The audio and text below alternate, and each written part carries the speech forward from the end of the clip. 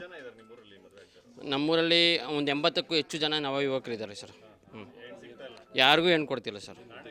ಕಾರಣ ಏನಂದರೆ ರೈತರ ಮಕ್ಕಳು ನಾವು ಹೆಣ್ಣು ಕೊಡಲ್ಲ, ಗೌರ್ಮೆಂಟ್ ಜಾಬ್ ಕೊಡಿ, ಬೆಂಗಳೂರಲ್ಲಿ ಮೈಸೂರಲ್ಲಿ ಪ್ರಾಪರ್ಟಿ ಕೊಡಿ, ಮತ್ತು RTC with government job CTC salary slip ಜೊತೆಗೆ ವಿತ್ RTCನೂ ಕೊಡಿ ಅನ್ನೋ ಒಂದು ಮನೋಭಾವನೆಗೆ ಬಂದಿದ್ದಾರೆ.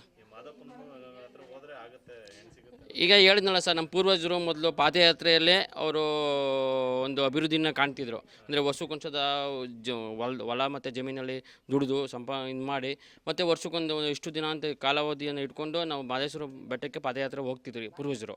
ಆವಾಗ ಎಲ್ಲ ಮಳೆ ಆಗಿರ್ಬೋದು, ಬೆಳೆ ಆಗಿರ್ಬೋದು, ಯಾವುದೇ ಒಂದು ಕುಂದು ಕೊರತೆ ಇರ್ತಿರ್ಲಿಲ್ಲ. ಎಲ್ಲ ಕೂಡ ಚೆನ್ನಾಗಿ ಸುಗಮವಾಗಿ ನಡೀತಾಯಿತ್ತು. ಅದು ಕೆಲವು ದಿನ ಕಳೆದಂತೆಯೇ ಏನಾಗ್ತಿತ್ತು, ಸ್ವಲ್ಪ ಗ್ಯಾಪ್ ಕೊಡ್ತು. ಅಂದರೆ ಪಾದಯಾತ್ರೆ ಹೋಗೋದು ನಿಲ್ಲಿಸಿದ್ರು. ಆವಾಗೇನಾಯಿತು, ಈ ಬರಗಾಲ ಮತ್ತು ಈ ಮದುವೆ ಆಗದೆ ಇರೋದು, ಬರಗಾಲ ಮತ್ತು ಕೆಲವೊಂದು ತೊಂದರೆಗಳು ಆರಂಭವಾದವು. ಆ ಹಿನ್ನೆಲೆಯಲ್ಲಿ ನಾವೆಲ್ಲ ಯುವಕರು ಎಲ್ಲ ಅದನ್ನು ಯೋಚನೆ ಮಾಡಿಕೊಂಡು ಮಾತಾಡಿಕೊಂಡು ಈ ಒಂದು ಪಾದಯಾತ್ರೆಯನ್ನು ಆರಂಭ ಮಾಡಿದ್ದೀವಿ.